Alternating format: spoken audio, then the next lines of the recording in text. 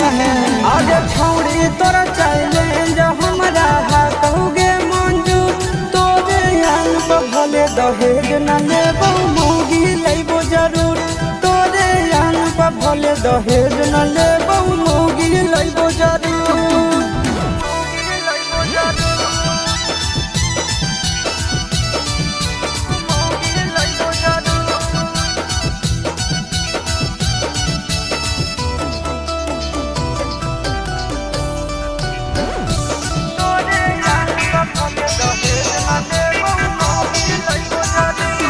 अरे हमें जब दुखा सहबोगे तू नहीं सूखा पैनी गे 4 दिन नहीं का भातार ठीक लगे तो फिर यारे फिर यही गे कहाँ जाइबी तू गे।